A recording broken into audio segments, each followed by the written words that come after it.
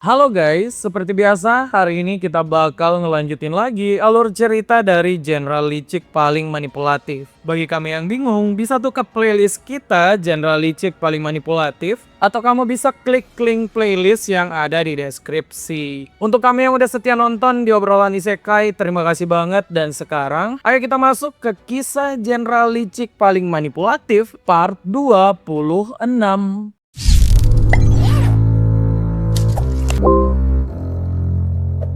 Di video sebelumnya, ada banyak hal yang terjadi pada Lee Kyung. Mulai dari dia berkenalan dengan sang kaisar yang ternyata udah tua bangka. Kemudian dia juga mengenal dua putri problematik kaisar, Carlia dan Charlotte. Bahkan Lee Kyung tuh terlibat dalam perebutan tahta kaisar berikutnya. Lee Kyung terlibat bukan cuma karena menginginkan keuntungan sendiri, tapi Lee Kyung juga mendapat permintaan tolong dari Kim Hyung Sun. Kim Hyung Sun itu nggak mau Charlotte jadi kaisar masa depan. Di masa lalu Kim Hyung Sun, Charlotte tuh jadi begitu jahat setelah menjadi seorang kaisar. Lee Kyung udah melakukan segala cara untuk menghentikan Charlotte, mulai dari membuat citra Carlia menjadi lebih baik, tapi Carlia menghancurkannya itu bahkan sebelum 24 jam guys. Kemudian Lee Kyung juga udah ngejilatin kaisar kan, tapi kaisar ternyata emang gak percaya pada Carlia dan bahkan mau lepas tangan atas putri problematiknya tersebut. Makanya Lee Kyung muncul dengan solusi baru karena udah muak dengan keluarga kaisar, yaitu kudeta kekaisaran diubah jadi negara demokrasi aja. Lee Kyung udah memunculkan figur revolusi nggak terduga, yaitu Alice yang dipanggil dengan nama Oscar sekarang. Sekarang adalah malam di mana revolusi terjadi karena Carlia itu menyerang Oscar yang menjadi simbol perlawanan semua orang. Kekacauan mulai terjadi di mana-mana guys, termasuk tempat Charlotte. Putri ini bahkan diserang oleh pengawalnya sendiri. Untung aja di sana ada Kim Hyung Sun menyelamatkan Charlotte tepat waktu.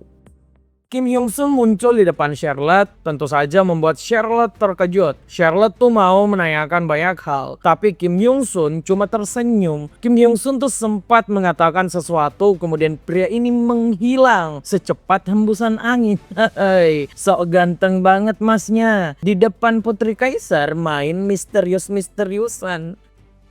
Dari dalam istana, kita pindah ke tempat kerusuhan terjadi. Pasukan kekaisaran udah mulai muncul untuk melakukan penyerangan pada para pasukan revolusi. Di sini Dogu tuh mulai melindungi Oscar karena emang keadaannya makin gawat. Kejadian menarik kemudian terjadi. Yetnikova, atau kita tahu lah namanya adalah Kim Yeri, berteriak di tengah kerumunan orang. Revolusi atau mati, anjay. Hal ini itu menyulut emosi pasukan kekaisaran dan melepaskan anak panah mereka. Yeri yang jadi paling kecil di antara pasukan revolusi ternyata terkena serangan telak yang mematikan. Argimo yang berada di dekatnya mau menyelamatkan Yetnikova, tapi semua udah terlambat guys. Yetnikova telah gugur di masa perjuangan. Air mata Argimo nggak bisa berhenti dan dia terus menangis begitu keras. Semuanya tuh terlihat begitu menyedihkan dan menyentuh hati banyak orang. Tapi tiba-tiba ada suara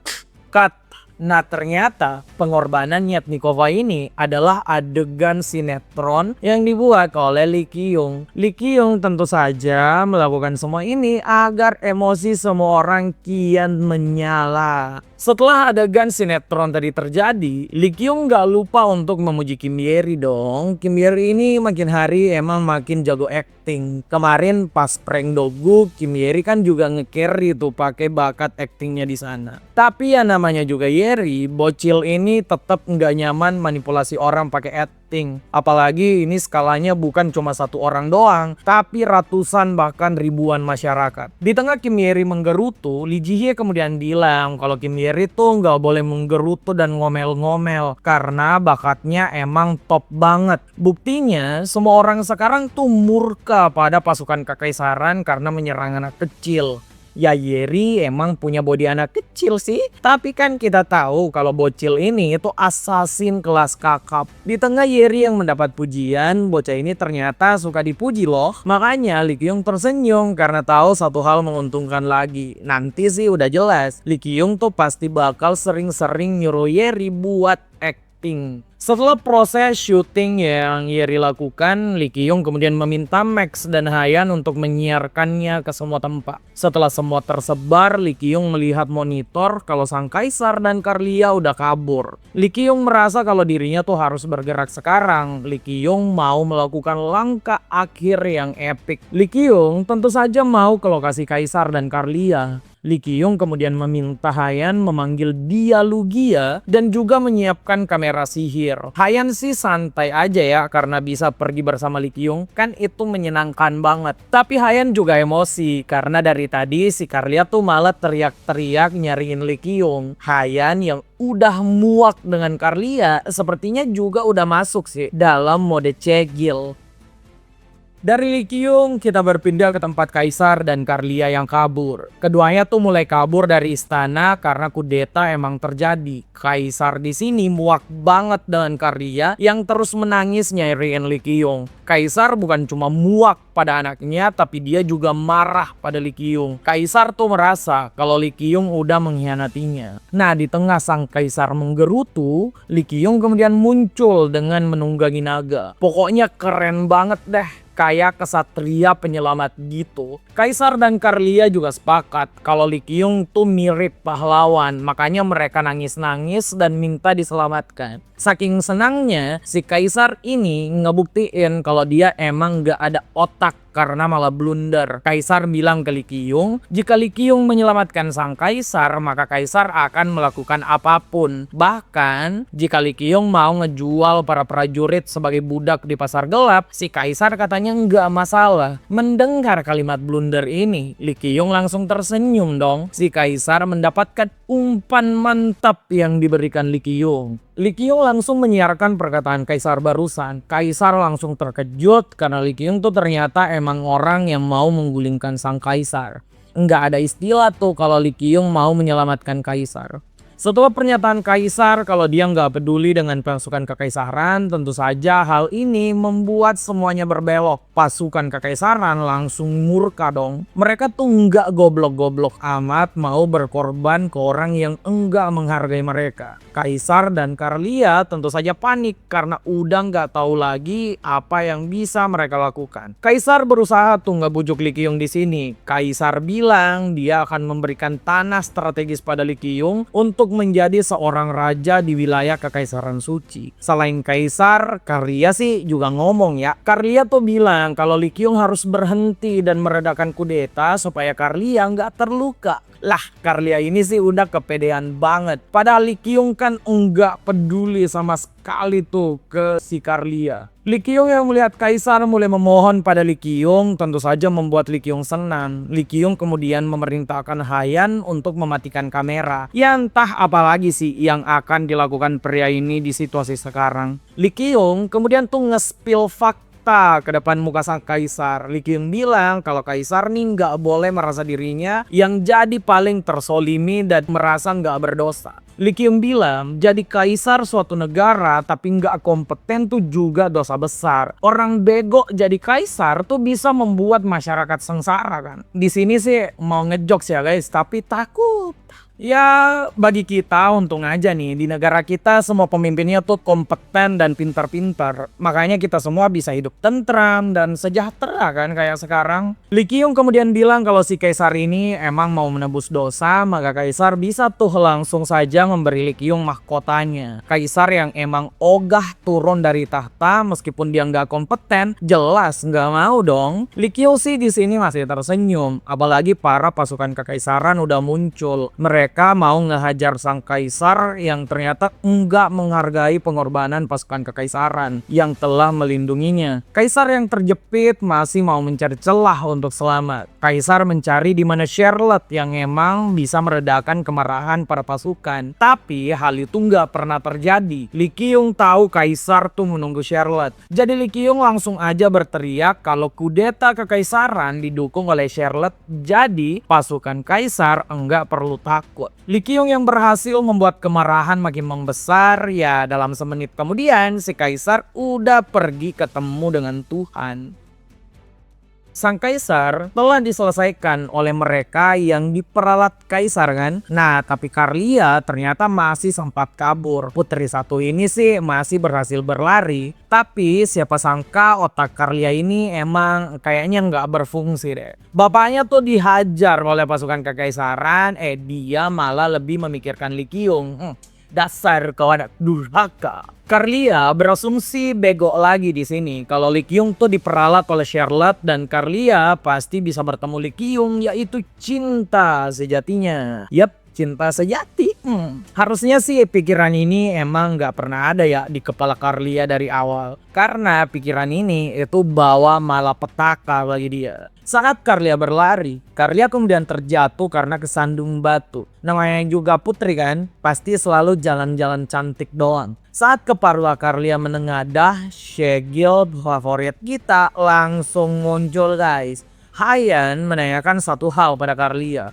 Apakah Karlia mencintai Li Qiong beneran? Karlia malah menjawab dengan marah-marah dan menyuruh Haiyan untuk musnah aja. Haiyan mode cegil malah dibetak. Cari perkara banget enggak sih? Haiyan langsung aja mengacungkan tongkat sihirnya. Kemudian boom, Karlia langsung hilang tanpa jejak. Setelah Kaisar dan juga Karlia berakhir, kemudian Charlotte juga telah tidak bisa bergerak. Semua rencana Li Qiong tuh berjalan dengan mulus banget. Li Qiong kemudian beranjak dari posisinya dan mengambil mahkota sang Kaisar.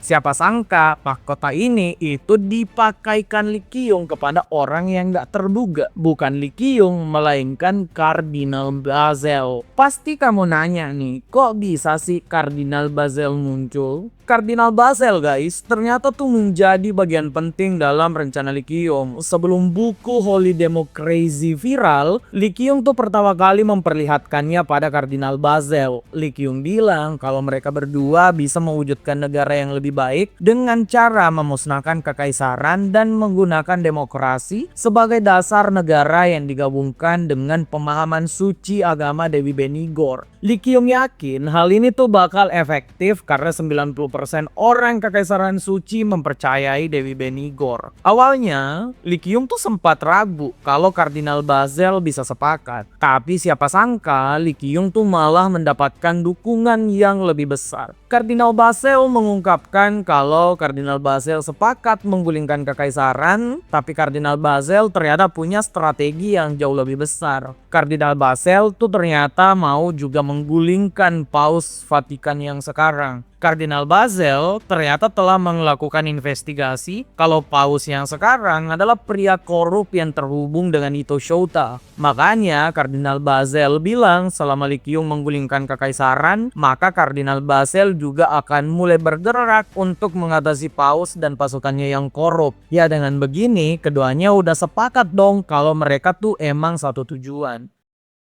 Setelah tahu latar belakang kerjasamanya, kita balik lagi ke waktu yang sekarang. Li Qiong bahagia banget karena rencananya dan Kardinal Bazel berjalan mulus. Bahkan Kardinal Bazel bukan lagi kardinal sekarang secara teknis. Dia tuh udah naik menjadi seorang paus. Makanya Li Qiong seneng karena kedepannya pengaruh Li Qiong di Vatikan juga akan bertambah besar dong. Di tengah Li Qiong dan Paus Bazel bercengkerama, Dogu kemudian muncul. Untung saja yang muncul tuh si otak otot tersebut. Jadi Dogu nggak ada curiga-curiga sama sekali, bahkan setelah melihat Paus Bazel memakai mahkota dari sang kaisar. Kalau yang muncul di sini orang pintar sedikit kayak Kim Hyung Sun. Kim Hyung Sun sih bisa curiga banget ya dengan gerakan Li Qiong. Nah, Dogu datang untuk mengajak Li Qiong ke tempat semua orang. Dogu menceritakan kalau proses kudeta ini betul-betul berjalan epik dan lancar banget. Li Qiong yang memperlihatkan kebobrokan kaisar secara langsung membuat semua pasukan kekaisaran mendukung pasukan revolusi. Jadi korban tuh emang bisa diminimalisir.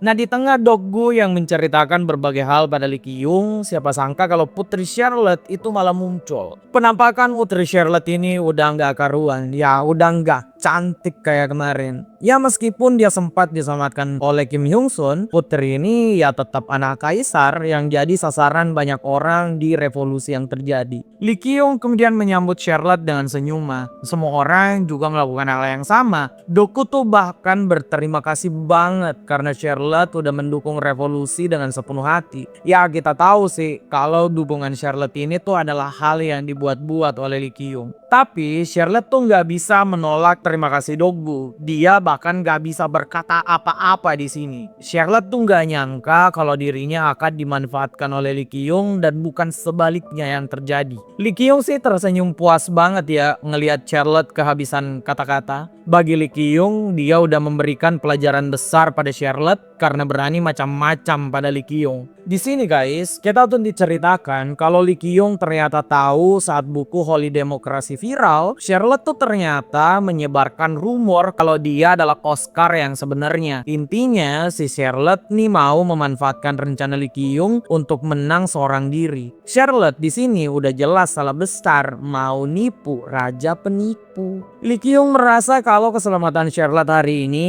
juga menjadi hal yang baik sih bagi Lee Kyung. Charlotte di masa depan itu jelas masih bisa jadi tokoh politik di negara baru yang akan berdiri. Jadi Lee Kyung itu ngebiarin Charlotte hidup supaya di masa depan Charlotte bisa berguna untuknya. Jadi Lee Kyung mengulurkan tangan dan bilang kalau mulai hari ini mereka harus akur ya. Ya Charlotte nggak punya pilihan lain. Charlotte kemudian menggenggam tangan Lee Kyung meskipun dengan penuh emosi. Setelah semua yang terjadi, beberapa hari juga telah berlalu. Semua orang merayakan kemenangan yang mereka dapatkan. Kelas sosial telah diruntuhkan, jadi semua orang setara sekarang. Keluarga kekaisaran telah runtuh, Dewan Suci Vatikan juga telah dibersihkan dan masuk era keemasan baru. Ya, semua ini terjadi setelah sekian lama. Secara sah, kekaisaran suci itu telah diruntuhkan.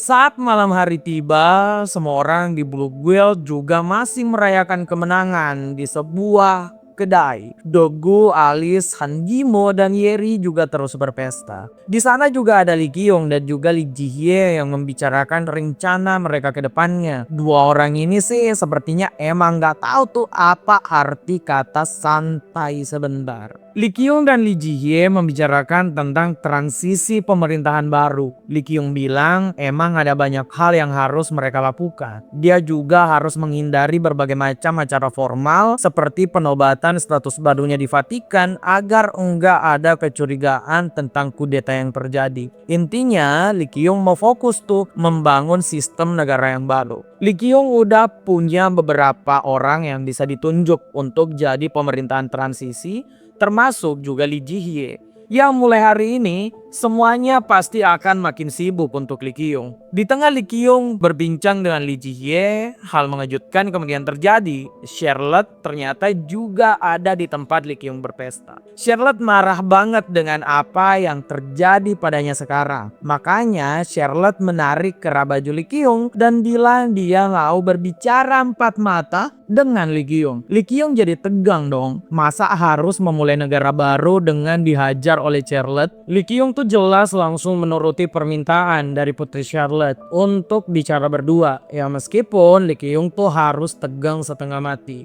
Lee Kyung takut didorong guys dari sana dan langsung bisa meninggal. Saat Charlotte mulai membuka mulut, Lee Kyung udah tegang parah. Tapi Charlotte tuh nggak mungkin menyakiti Lee Kyung. Charlotte bertanya di sini, kenapa Lee Kyung membiarkan Charlotte hidup? Padahal Lee Kyung kan udah membereskan semua keluarga kaisar. Charlotte ini juga merasa bersalah karena dia tuh ternyata sepakat dengan pengawalnya yang kemarin bilang kalau Charlotte sebenarnya nggak pantas selamat dan bicara soal kesetaraan. Perkataan itu emang menyadarkan Charlotte kalau dia tuh juga sampah seperti dengan Carlia. Di atas semua pertanyaan Charlotte juga menyimpan kemarahan besar. Charlotte tuh ngerasa kalau di atas semua sampah yang ada, itu ada Lee Kyung. Charlotte mempertanyakan apa hak Lee Kyung sampai bisa menginjak-ninjak semua orang. Bahkan sekarang bangsawan yang selamat itu cuma bangsawan yang berguna bagi Lee Kyung atau mereka yang mau berkubu dengan Lee Kyung. Intinya, menurut Charlotte, Lee Kyung ini sengaja ngegulingin kekaisaran untuk keuntungannya sendiri doang. doang. Jadi negara demokrasi yang akan dibentuk Lee Kyung itu nggak lebih dari negara boneka milik Lee Kyung seorang.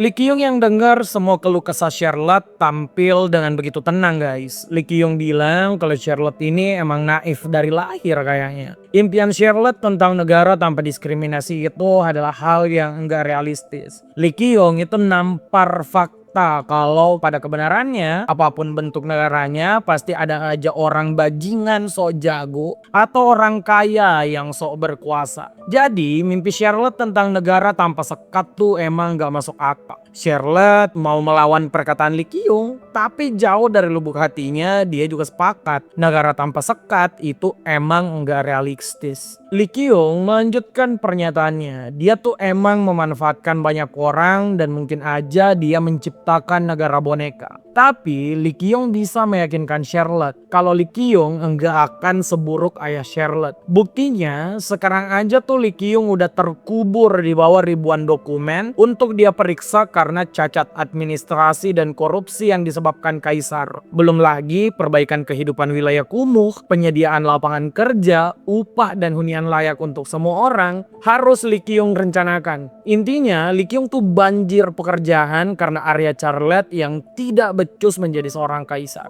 Lee Kyung meyakinkan Charlotte kalau negara yang dituju Lee Kyung itu tujuannya emang untuk membuat hidup Lee Kyung jadi tenang. Tapi itu juga menggaransi kalau negaranya tuh bakal baik untuk semua orang. Lee Kyung itu berniat nggak ada lagi orang kelaparan, jadi nggak ada lagi tuh kriminal dan teroris. Lee Kyung berjanji akan membuat negara yang aman dan nyaman karena itu udah jelas juga ikutan ngegaransi kalau Lee Kyung bakal bisa hidup tenang di negara tersebut. Ya sebenarnya nih guys, prinsip Lee Kyung ini dalam ilmu sosial ekonomi benar banget. Untuk menekan angka kriminal sebenarnya tuh bukan cuma hukum tegas yang dibutuhkan, tapi juga pendekatan ekonomi, dimana nggak ada lagi orang yang kelaparan dan khawatir akan masa depan. Ya kalau cuma dihukum doang, tapi kesehatan, makanan, pendidikan itu nggak dijamin, ya jelas dalam waktu kepepet orang bisa menjadi penjahat karena terjepit. Bukan membenarkan kejahatan ya, tapi itu emang yang terjadi kan. Banyak kasus kejahatan dilakukan karena tekanan ekonomi, bukan karena orangnya jahat beneran. Jadi semoga aja nih kita bisa hidup berkecukupan bahkan lebih tuh, supaya nggak terjerumus dalam kejahatan, bahkan kita juga bisa ikutan ngebantu orang lain. Apa guys? Amin. Ya balik lagi ke ceritanya, Lee Kyung bilang ke Charlotte kalau Charlotte tuh bisa bergabung di perjalanan panjang tersebut. Perjalanan yang ngebentuk negara yang ramah bagi semua orang. Charlotte yang emang sayang dengan banyak penduduk kekaisaran suci, tentu aja setuju. Charlotte akan ikut membangun negara yang ramah bagi semua orang. Ya dengan begini, Lee Kyung udah fix berkoalisi dengan Charlotte.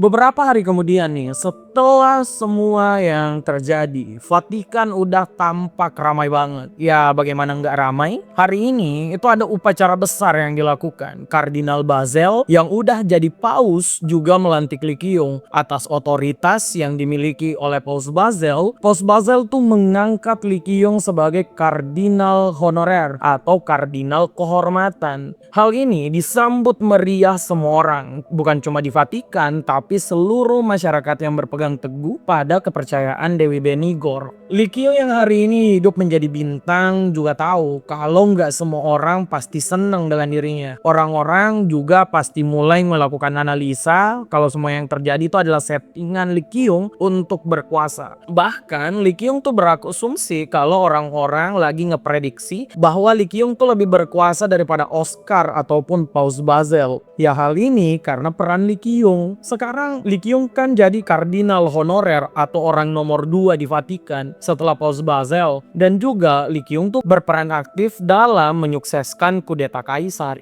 Lee Kyung yang tahu kalau ada banyak sentimen negatif sebenarnya nggak terlalu peduli. Dalam hati Lee Kyung, selama dia masih bisa mengendalikan opini publik untuk berpihak padanya, 1 atau 2 berita negatif tuh cuma akan jadi angin lalu doang. Kewaspadaan Lee Kyung itu bukan lagi tentang internal negara yang akan dia bangun, tapi Lee Kyung tuh lebih waspada dengan perang yang bisa terjadi dengan negara tetangga. Ya, transisi negara kayak sekarang kan emang rentan banget tuh untuk diserang dan terjadinya perang. Di tengah gumangan Lee Kyung, sebuah suara besar kemudian muncul di langit. Di sana ternyata udah ada Dialugia yang muncul dengan kecepatan tinggi di kepala semua orang nih. Mereka melihat kalau Lee Kyung sih keren banget karena punya naga. Bahkan si Pos Basel juga membuat wajah serius kalau Lee Kyung sepertinya harus menyelamatkan dunia lagi. Padahal kedatangan Dialugia tuh bukan untuk menjemput Lee Kyung menyelamatkan dunia. Dialugia ternyata tuh datang ngomel-ngomel lewat telepati karena mereka ternyata bisa telat. Telat untuk apa? Hari ini ternyata hari besar, yaitu hari pertama sekolah untuk Dialugia. Lah, ras naga emang beda ya. Kemarin Dialugia ini masih lucu banget. Sekarang malah udah jadi bocil se-cute ini. Lee Kyung dan Dialugia datang tepat waktu guys. Dialugia tuh baru aja diumumkan jadi juara kelas karena dapat skor paling tinggi di kelasnya. Ya dengan begini kita dapat lagi satu karakter jenius baru. Seperti kebanyakan orang tua, Dialugia dan juga Lee Kyung tentu aja seneng banget. Lee Kyung sih bangga banget ya karena otak Dialugia kayaknya tuh ngikutin otak Lee Kyung. Ya meskipun orang paling songong karena anaknya juara satu itu adalah Dialugia. Dialugia tuh bahkan juga ngeklaim kalau otak Dialuria itu datang dari dirinya. Padahal udah jelas kalau Dialugia ini agak-agak gop.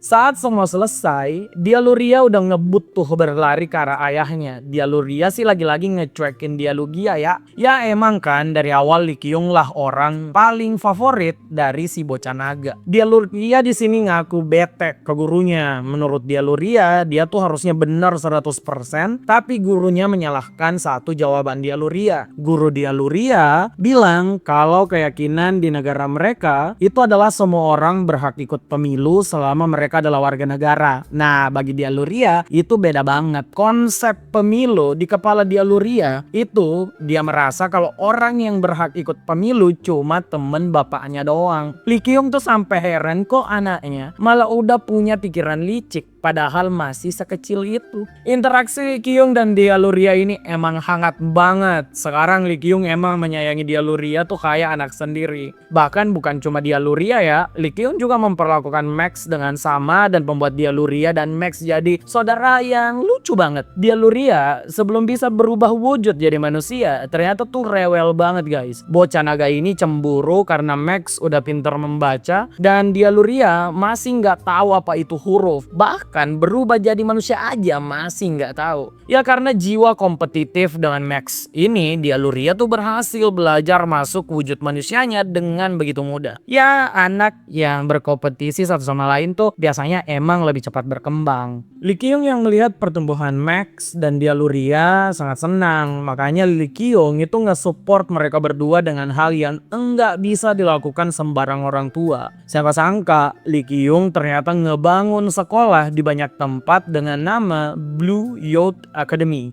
Ya buat sekolah ini emang gak mudah karena butuh tenaga dan juga uang. Tapi Lee Kyung tahu kalau berinvestasi di dunia pendidikan pasti ngebawa masa depan yang cerah untuk negara mereka. Ya prinsip kayak gini nih yang harus dimiliki semua pemimpin karena pendidikan itu emang penting banget loh. Jangan sampai dong anak SMA malah gak tahu perkalian, itu mah parah banget coy. Di tengah Lee Kyung dan Dialuria bercengkrama, ya siapa sangka nih Max langsung muncul. Bocah pirang ini datang dengan marah-marah dan bilang Dialuria udah curang banget. Lee Kyung menanyakan kenapa Max marah. Nah ternyata Max ini tuh nggak terima kalah. Karena ternyata Dialuria nyontek saat ujian pakai mata naga. Ya semacam pakai saringan lah buat nyontek. Kalau gini sih Max yang udah pintar dari lahir wajar protes ya kan. Kok kalah sih sama orang curang. Tapi Dialuria juga nggak mau kalah. Dialuria tuh nantang Max. Apakah Max punya bukti atau enggak. Jadi Max itu nggak boleh nuduh sembarangan. Di sini Max kasihan banget karena cuma bisa diem. Dialuria yang menang langsung memperlihatkan wajah seram pada saudaranya tersebut. Dialuria menuntut Max untuk meminta maaf.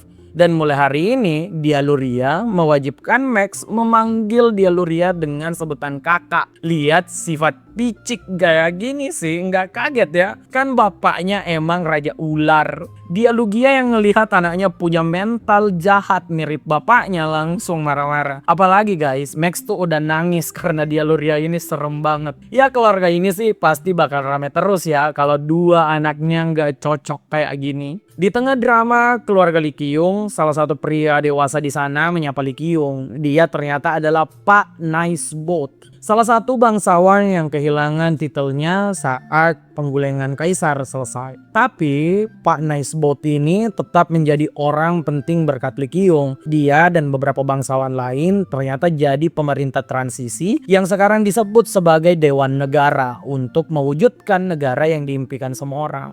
Nah, saat Lee Kyung dan Nicebot berjalan berdua, Lee Kyung mulai menanyakan bagaimana kondisi rapat dewan sekarang. Nicebot tuh cuma tersenyum dan bilang kalau akhir-akhir ini emang rame banget karena Charlotte tuh juga udah masuk. Ya Charlotte sih bukan cuma buat rame guys. Cewek ini katanya tuh siap makan siapa aja yang enggak setuju dengan dia. Ya pokoknya Charlotte stay in character lah. Cewek barbar. Nah setelah itu Nicebot yang menemui Lee Kyung juga mengungkapkan kalau dia tuh mau membicarakan hal lain. Nicebot mengungkapkan kalau ternyata aliansi kerajaan sekitar secara terbuka tuh udah menentang pembentukan negara baru. Lee Kyung yang ngedengar hal ini sebenarnya nggak kaget. Wajar jika sebuah negara yang berbasis kerajaan khawatir jika negara baru yang menggulingkan kaisar terbentuk. Jika negara yang udah ngegulingin kaisar sukses mensejahterakan rakyat, maka udah bisa dipastikan dong kerajaan yang ada di sekitar juga terancam mengalami kudeta kalau mereka enggak becus ngurusin rakyat. Ya kata kuncinya kan nggak becus ngurusin rakyat. Kenapa mau khawatir kalau emang masih becus? Ya kalau nggak becus mundur lah bro. Lee Kyung di sini nggak banyak menanggapi persoalan statement dari aliansi. Lee Kyung tuh malah membicarakan hal lain yaitu distribusi cermin Dewi. Menurut Lee Kyung fokus mereka sekarang harusnya tuh diekspor cermin ke wilayah kerajaan sekitar. Lee Kyung yakin hal itu tuh akan banyak berguna. Para petani di kerajaan sekitar tentu aja butuh hiburan.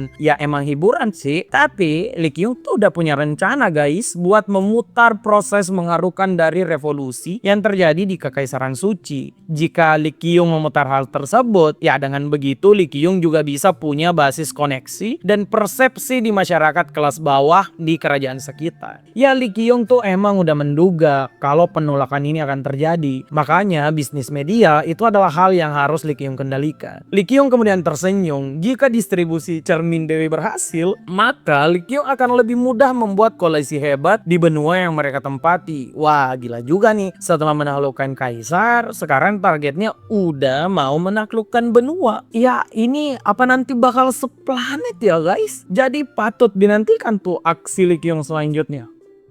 Kemudian cerita terus berlanjut. Dari tempat Lee Kyung kita pindah ke tempat Kim Hyung Sun. Kim Hyung Sun sih lagi kencan dengan Cho Hye Jin sekarang. Di pandangan Kim Hyung Sun, Kekaisaran Suci yang harusnya udah chaos parah sekarang itu malah terlihat damai. Ya semuanya udah jelas karena peran dari Lee Kyung. Tapi meski semua udah damai dan gak ada chaos, Kim Hyung Sun tuh merasa gelisah banget juga. Ya jelas gelisah sih karena masa depan yang dia tahu tuh udah berubah drastis. Dalam kepala Kim Hyung Sun, jangankan gerakan si pria bertopeng, Kim Hyung Sun juga pernah mencoba ekspedisi dungeon berbahaya yang pada kehidupan pertama Kim Hyung Sun itu dibuat oleh wanita bertopeng jahat. Tapi saat Kim Hyung Sun melakukan ekspedisi ke sana dengan ngebawa anggota baru Blue Quill, dungeon yang harusnya penuh dengan undead itu malah dipenuhi dengan monster ramah yang lucu. Alhasil Kim Hyung Sun bukan bertarung, malah pergi piknik. Kim Hyung Sun tuh galau banget sekarang, seakan-akan kehidupan keduanya ini nggak ada gunanya. Padahal Kim Hyung Sun itu udah ngebayar mahal untuk regresi loh. Nah di tengah gumaman Kim Hyung Sun tuh udah kayak diterpa badai di siang bolong. Pokoknya mirip kucing lepek. Cho Hye Jin tuh bisa menyaksikannya dengan jelas. Makanya Cho Hye Jin coba menanyakan apa yang terjadi. Tapi Kim Hyung Sun tuh menutup diri. Ya Cho Hye Jin bisa apa kalau Kim Hyung Sun menolak untuk terbuka. Kim Hyung Sun kemudian menanyakan ke Cho Hye Jin apa yang dilakukan Lee Kyung sekarang. Nah Cho Hye Jin bilang sepertinya Lee Kyung udah memulai ekspedisi barunya. Lee Kyung Kyung ternyata tuh melakukan ekspedisi untuk membuat aliansi dengan kerajaan tetangga. Target pertamanya adalah kerajaan Rayos. Kerajaan yang dikenal sebagai kerajaan netral. Di tengah Kim Hyung Sun dan Cho Hye Jin ngomong, Lee Kyung dan semua orang ternyata udah sampai di Rayos. Kerajaan ini kayaknya ada di padang pasir nih guys. Di sana ada Lee Kyung, Doggu, Chahera, Hayan, dan Hansora. Ya dengan kostum fresh kayak gini, sepertinya sih petualangan di Rayos bakal epic banget. Seperti kelihatannya, Rayos tuh emang kerajaan dengan nuansa Timur Tengah banget. Mulai dari makanan sampai hiburan di sana emang Timur Tengah banget. Di sini tuh kita juga tahu kalau Rayos ternyata emang kerajaan yang jadi destinasi wisata. Saat Doggu dan lainnya mulai berbincang, Doggu baru sadar tuh kalau ada yang beda dari Hansora. Ya bocah ini emang beda, mata Hansora sekarang udah utuh dan bahkan punya warna yang berbeda. Hansora menceritakan kalau mata barunya tersebut itu diberikan oleh Hayan. Ya Hayan emang jenius, tapi emosinya itu loh yang jelas enggak bisa terkendali. Hayan sekarang tuh bahkan lagi emosi banget. Hayan tuh emosi karena di ekspedisi mereka di Rayos ternyata juga mengikutkan Chahera. Ya tahu sendiri kan, Chahera ini juga tertarik dengan Lee Kyung. Bahkan dulu sih emang cuma gosip doang, tapi kita tahu kalau sekarang Chahera kan suka beneran ke Lee Kyung. Chahera dan Lee Kyung masih terus berbincang. Di sini Chahera merasakan kalau ada aura permusuhan pekat yang ada di sekitar mereka. Lee Kyung tahu kalau itu dari Hayan, tapi Lee Kyung menenangkan Chahera dengan bilang itu mungkin aja cuma perasaan Chahera doang. Di tengah Lee Kyung yang lagi ngobrol dengan Chahera, sebenarnya tuh Lee Kyung juga kepikiran banget dengan Kim Hyung Sun guys. Saat mereka bakal berangkat ke Rayos, Kim Hyung Sun tuh selalu terlihat kayak kucing lepek. Ya pokoknya murung terus. Lee Kyung sebenarnya paham kenapa Kim Hyung Sun galau. Pendirian negara baru yang menggantikan kekaisaran, yaitu negara teokrasi Benigor, pasti menghancurkan timeline kehidupan pertama Kim Hyung Sun. Di kehidupan pertama Kim Hyung Sun, negara teokrasi Benigor tentu saja tidak pernah berdiri. Makanya Kim Hyung Sun galau karena sebagian besar jalan hidup Kim Hyung Sun di kehidupan pertama nggak lagi berguna. Ya emang untuk apa jadi regresor sih kalau nggak tahu apa yang akan terjadi di masa depan. Jadi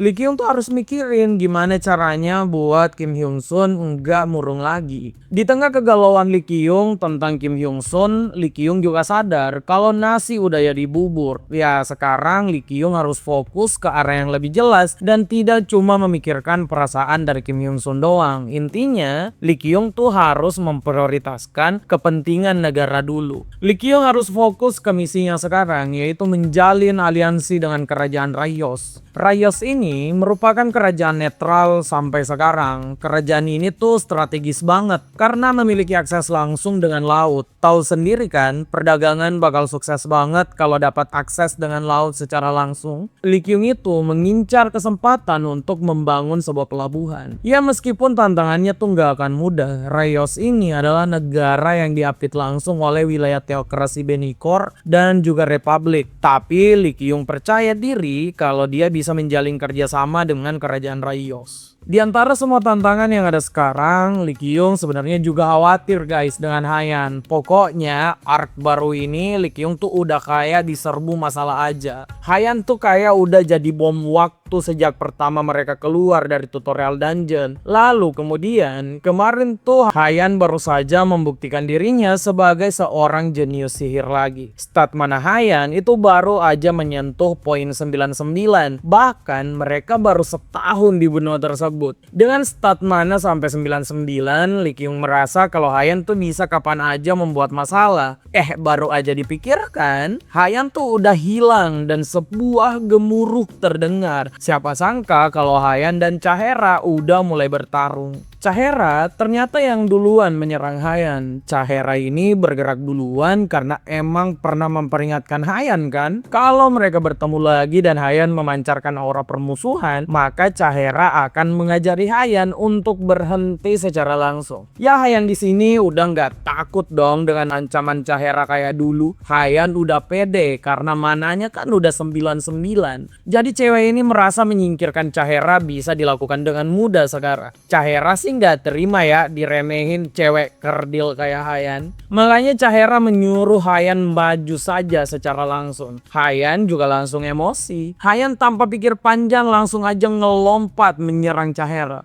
Lee Kyung yang ada di sana udah nggak tahu harus ngapain. Kalau Lee Kyung mau ikutan bertarung menghentikan keduanya, kayak Kakashi ngehentiin Sasuke dan Naruto, ya bisa dipastikan Lee Kyung sih nggak bakal berujung kayak Kakashi ya. Dia bakal berujung langsung ketemu Tuhan.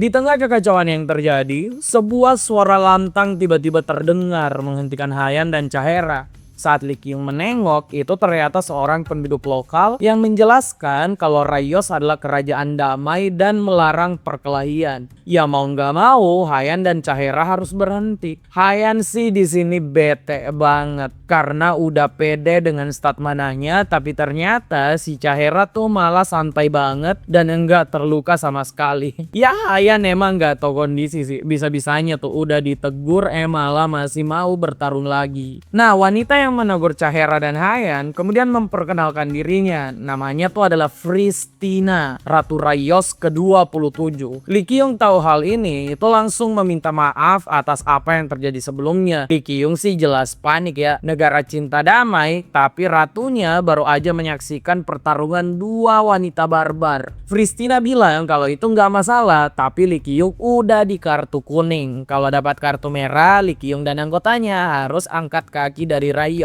Lah, ini wisata atau main sepak bola sih ada kartu kuning sama kartu merahnya. Saat keduanya mulai bercengkrama lebih dalam, Fristina mengakui kalau dia tuh nggak menyangka akan didatangi oleh uskut kehormatan dari teokrasi Venigor. Ya, dengan dikenal sebagai jabatan publik dan berkunjung ke negara orang, Lee Kyung udah tahu sih kalau si ratu ini tahu tujuan asli Lee Kyung datang ke sana. Tapi Lee Kyung itu terus tenang dan enggak menyinggung tentang aliansi sedikit pun. Fristina menanyakan satu hal pada Lee Kyung. Apa pendapat Lee Kyung tentang kerajaan Rayos? Lee Kyung sih jujur aja kalau kerajaan ini emang terlihat bahagia. Kerajaan ini juga sepertinya memiliki strata sosial yang enggak jomplang banget. Dan semua orang terlihat sejahtera lalu menikmati waktu mereka. Ya intinya kerajaan ini tuh kerajaan yang damai dan warganya bahagia. Ini buat yang gak puas dengan kondisi negaranya bisa pindah ke kerajaan Rayos nggak sih?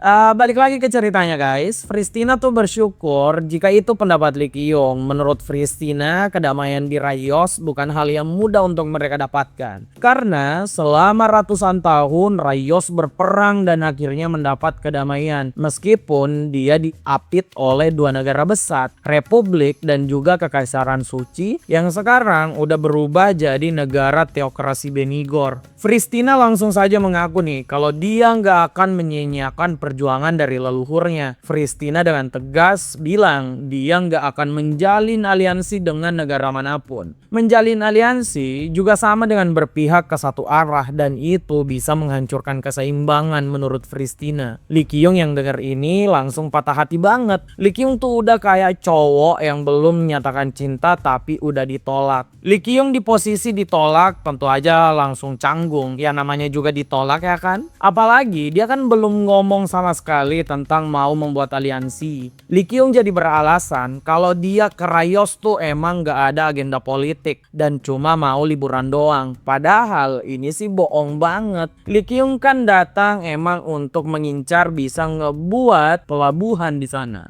Fristina yang ngedenger Lee Kyung cuma datang liburan jelas senang, tapi Fristina tetap tidak menyesal dengan ketegasan yang baru aja dia berikan. Fristina bilang dia bukan cuma menolak Lee Kyung loh, tapi juga menolak ajakan aliansi dari negara yang sebelumnya mengajukan permintaan yang sama. Lee Kyung ngedengar hal ini sih menarik kesimpulan kalau negara yang dimaksud Fristina adalah Republik. Ya dengan begini pertemuan Fristina dan Lee Kyung berakhir. Fristina berharap agar Lee Kyung mendapatkan waktu menyenangkan di Rayos. Setelah pertemuan dengan Fristina, Lee Kyung, Hayan, dan Chahera udah berpesta megah. Lee Kyung tuh mau lepas bentar dari kewajibannya menjalankan semua rencana di sana.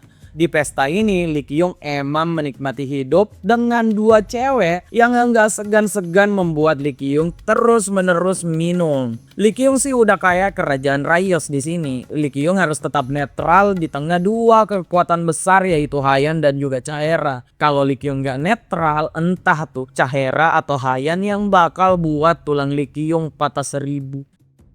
Setelah pesta panjang yang terjadi, akhirnya malam udah larut banget. Lee Kyung dan Hayan udah sampai di kamar untuk istirahat. Ya kita tahu sendiri gimana posisinya Hayan ke Lee Kyung, makanya mereka sekamar. Saat Lee Kyung sampai di kasur, Lee Kyung tuh udah molor dan tinggal menunggu matahari pagi. Enggak lama kemudian, matahari udah muncul. Lee Kyung tuh bangun sekaget-kagetnya karena ada dua matahari di sana. Matahari beneran dan juga Hayan yang tampil kinclong banget. Lee Kyung yang sadar juga langsung kaget. Kok bajunya udah pakai baju mandi? Padahal Lee Kyung kan baru bangun, nggak mungkin dong mandi sambil tidur. Di sini Hayan tuh mengakui hal mengejutkan guys, kalau dia ternyata yang memandikan Lee Kyung. Apa ini? Kan harusnya nih cerita semua umur loh. Deh Hayan ini kok malah offside. Dan juga apa yang Hayan taruh di mukanya sampai bisa kinclong gitu. Ini Dek Hayan. Dek Hayan denger dulu. Dek Hayan tolong berhenti ya. Ini cerita semua umur, bukan buat mainan orang dewasa. Oh iya, bukan cuma kita loh yang curiga kok Hayan bisa kinclong banget. Lee Kyung itu juga menanyakan hal yang sama. Kok Hayan bisa kinclong sih? Tapi Hayan menolak memberitahu Lee Kyung apa skincare yang barusan Hayan pakai.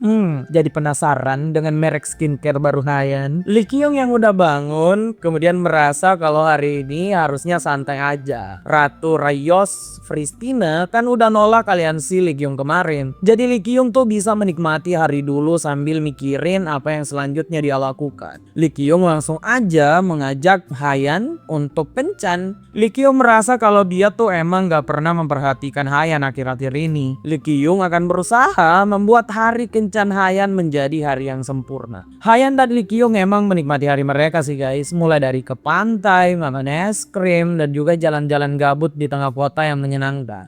Nah tapi siapa sangka nih kalau ada kejutan yang muncul. Xiaolin, wanita gendeng yang juga terobsesi dengan Lee Kyung, itu malah muncul di kerajaan Rayos. Perjalanan kencan Lee Kyung dan Hayan emang sangat menyenangkan. Hayan sepanjang jalan pokoknya tuh kegirangan banget. Lee Kyung sih di sini juga sama senengnya. Tapi Lee Kyung tuh tiba-tiba melihat satu sosok yang gak asing. Nah ternyata itu adalah Xiaolin yang juga ada di Rayos dan sedang shopping. Lee Kyung tahu ini akan jadi masalah besar. Lee Kyung kan berhutang kencan dengan Xiaolin saat Xiaolin berhasil menghentikan Chaera yang mengamuk di Cash Lock. Lee Kyung tuh takut dengan Xiaolin, bukan cuma takut diajak kencan. Lee Kyung juga tahu kalau Xiaolin pasti marah karena Lee Kyung enggak pernah mengabari Xiaolin setelah kejadian di Cash Lock. Jadi daripada terjadi masalah, Lee Kyung tuh sembunyi aja di balik tembok. Lee Kyung sih udah panik banget ya karena nggak mau ketahuan. Di momen Lee Kyung panik, Hayan malah salah tanggap. Hayan tuh lagi-lagi mau ngubah genre ceritanya ke cerita yang nggak layak untuk semua umur. Tapi Lee Kyung untung aja nggak menanggapi Hayan. Lee Kyung tuh langsung kabur aja ngebawa Hayan. Lee Kyung beralasan dia tuh udah kebelet pergi ke tempat sepi dengan Hayan. Hayan yang emang otaknya dari tadi nggak normal langsung seneng banget tuh membayangkan apa yang akan mereka lakukan di tempat sepi. Ada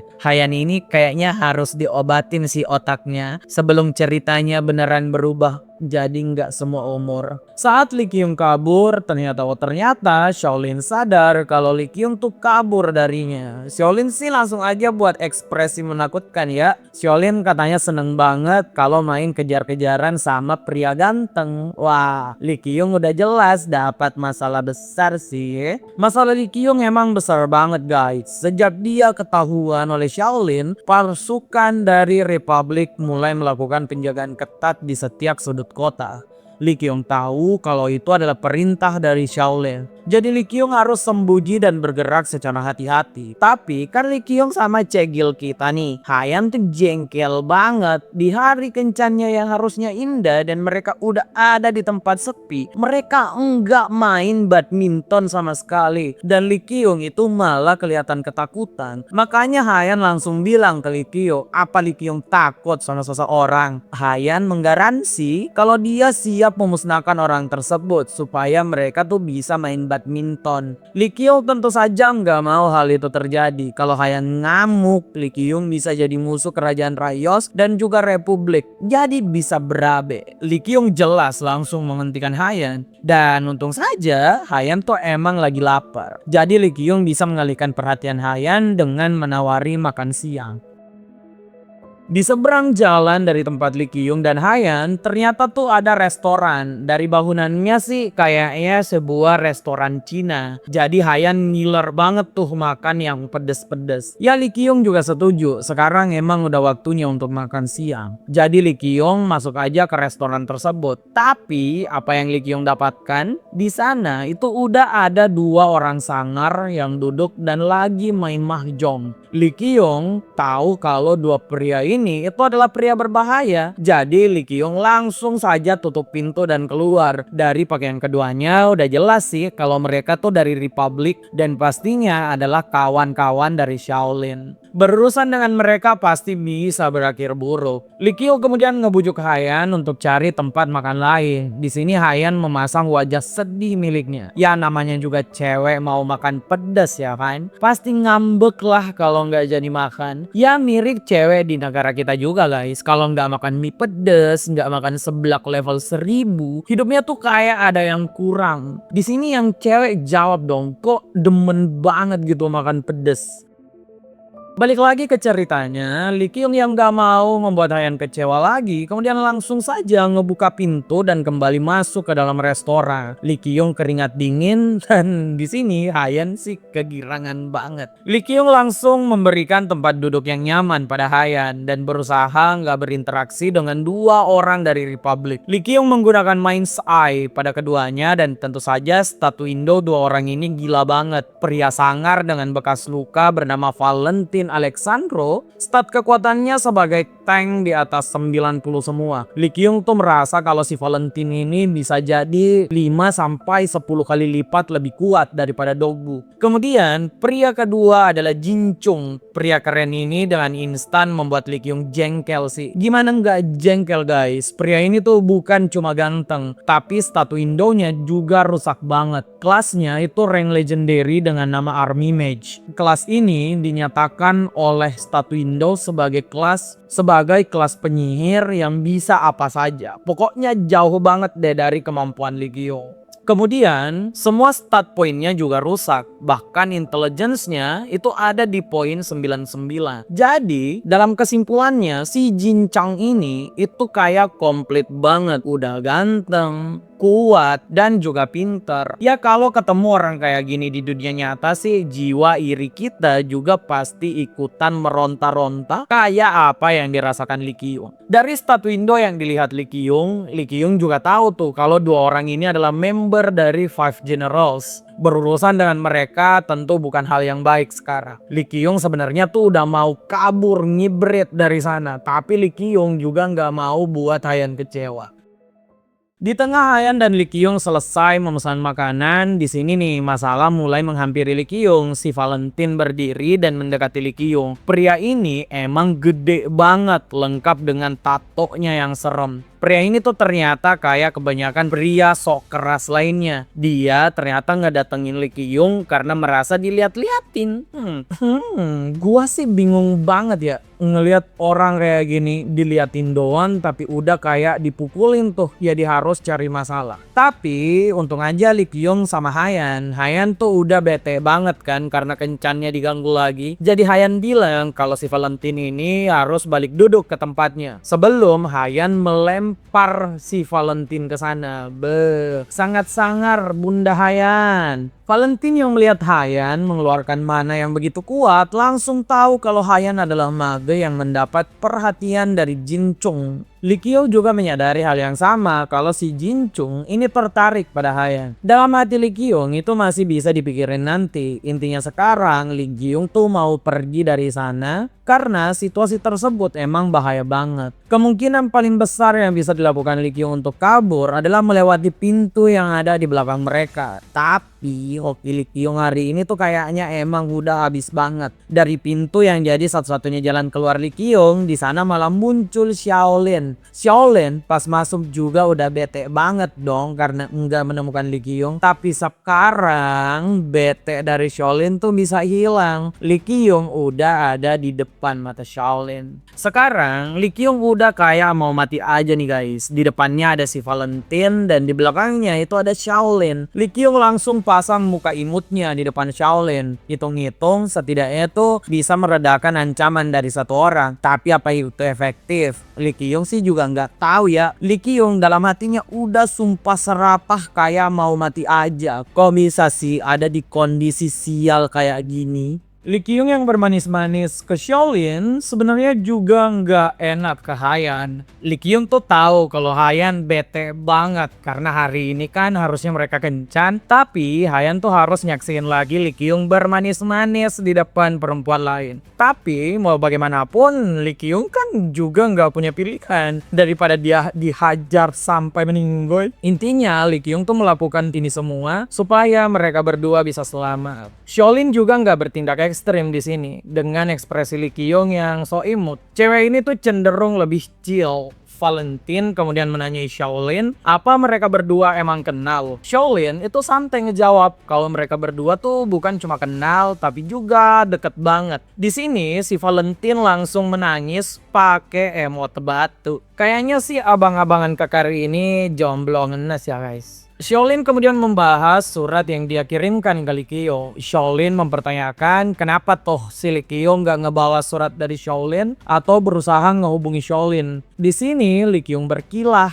kalau dia tuh sibuk banget dan nggak punya kontak Xiaolin. Li Qiu udah coba melacak Xiaolin tapi nggak berhasil. Nah di sini nih tiba-tiba si Valentine marah lagi dan mengangkat Li Qiu. Valentine bilang kok Li Qiu berani sih mau melacak Xiaolin. Valentine ini sih udah fix ya punya cinta nggak terbalas ke Xiaolin. Di tengah kemarahan Valentine, Xiaolin membuka mulutnya dan memperkenalkan Li Qiu dengan lengkap. Xiaolin bilang Li Qiu itu adalah uskup kehormatan loh atau orang kedua paling berkuasa di Vatikan. Kemudian dia juga adalah seorang alchemist yang dipilih oleh naga. Lah setelah itu Li Qiu juga adalah wakil Guildmaster Blue Guild yang sekarang jadi guild paling terkenal di teokrasi Benigor. Kemudian yang paling pamungkas, Xiaolin bilang Li Qiu adalah orang yang dirumorkan sebagai kekasih dari Chahera. Mendengar hal ini, Li Qiu langsung dihajar oleh Valentine. Li Qiu jelas terluka dong di tangan abang-abangan tersebut. Xiaolin kemudian tertawa melihat Valentine emosi. Nah ternyata si Xiaolin ini tuh sengaja nge-provoke si Valentine. Karena Valentine ini itu emang ada rasa dendam pada Chahera. Hal ini itu disebabkan bekas luka di wajah Valentine itu ternyata karena Chahera. Wah bisa dibilang sih Chahera ini emang gila ya. Bisa melukai pria besar tersebut. Di tengah Li Qiu sedang terluka, gelas di sana tuh mulai retak. Haiyan ternyata udah murka banget karena Li Qiu dihajar.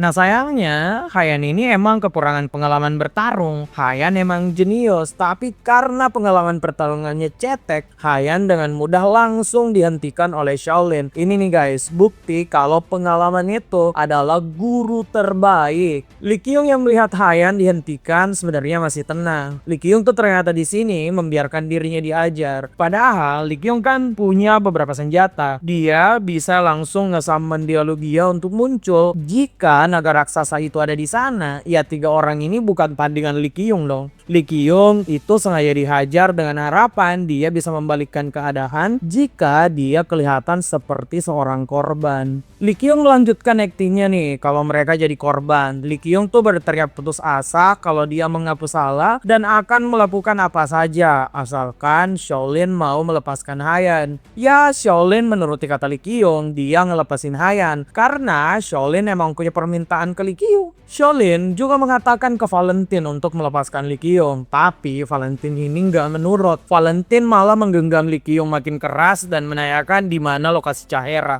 Lee Qiong sih jujur ya, dia bilang dia nggak tahu di mana Chahera berada. Di sini Valentine marah banget dan langsung menghajar Lee Qiong lagi. Tapi tiba-tiba semua benda di ruangan tersebut berterbangan. Kekuatan ini ternyata datang dari si Jin Chung. Jin Chung tuh menyuruh Valentine dan Shaolin untuk berhenti. Jin Chung sepertinya menjadi yang terkuat di antara mereka semua. Makanya si Shaolin dan Valentine tuh emang langsung menurut. Lee Qiong sih bersyukur banget ya Jin Chung menghentikan semua orang karena dia hampir aja diremukkan oleh Valentine. Tapi Lee Qiong juga emosi karena si Jin Chung ini malah kelihatan ngegoda Haiyan. Di sini Lee Qiong cemburu beneran kah? Haiyan tentu saja nggak peduli dengan Jin Chung. Haiyan tuh langsung menepis tangan pria tersebut dan berlari ke Lee Qiong. Lee Qiong sih menatap tajam ya ke arah si Jin Chung. Kayak nggak terima Haiyan digoda. Kalau Lee Qiong cemburu beneran sih bakal epic banget ya. Siapa sangka kalau pria yang manfaatin Haiyan ini dari kemarin-kemarin ternyata menyimpan rasa cinta.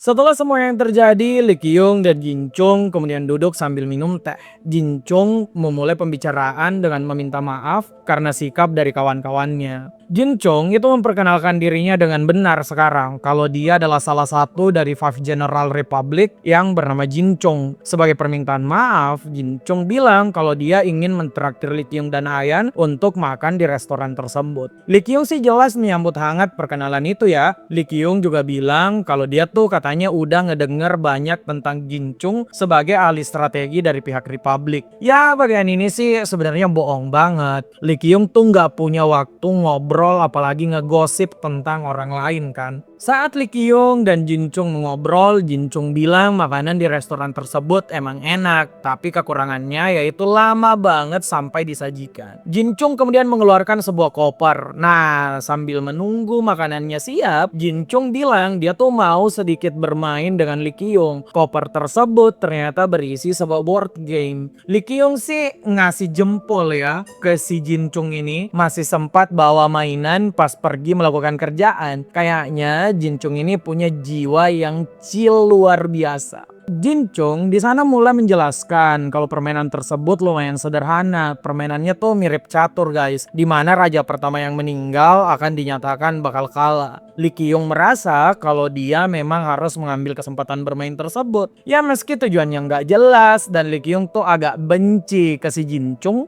Lee Qiong tetap berutang nyawa dong ke Jin Chung karena tadi hampir dihajar oleh Valentine. Jadi Lee Qiong langsung aja menyetujui untuk bermain board game dengan Jin Chung, meskipun Lee Qiong tuh sebenarnya mau pergi dari sana. 10 menit kemudian, ya siapa sangka beberapa game ternyata udah dimainkan. Lee Qiong yang dianggap banyak orang sebagai jenius ternyata tuh dihancurkan dengan mudah oleh Jin Chung. Jin Chung yang tadi melihat Lee Qiong adalah seorang jenius, sekarang melihat Lee Qiong tuh kayak memandangi sampah. Lee Qiong sih emosi ya ditatap sinis kayak gini. Apalagi kan gamenya itu emang pertama kali dilakukan Lee Qiong. Dan si Jin Chung ini kayaknya udah memainkan game tersebut seumur hidupnya. Ya kalau di Mobile Legends nih guys, si Jin Chung ini mah kayak abang-abangan Mythic Immortal tapi ngehajar adik-adik epic. Ya mana mungkin seimbang lah bang. Kalau abang minta seimbang tuh abang yang gila. Di sini tentu menarik untuk tahu apa yang akan dilakukan Lee Ki-young selanjutnya, karena Lee Ki-young kan terjebak tuh di tengah 3 monster dari Republik. Apa Lee Ki-young bisa lolos atau Lee Ki-young akan diculik bersama Iron ke Republik? Tentu saja menyenangkan untuk tahu. Kalau kamu penasaran, kita nantikan aja kelanjutannya di video berikutnya. Terima kasih yang udah nonton sampai akhir, dan bagi kamu yang senang dengan konten obrolan isekai, kamu bisa ke playlist kita untuk ngecek semua proyek garapan obrolan isekai. Kamu mau durasi jumbo? Kami juga ada di playlist. Semoga kamu bisa ikut jadi teman mengobrol kaya. Untuk sekarang, sampai jumpa lagi. Dan jangan lupa komen, like, share, dan subscribe obrolan isekai.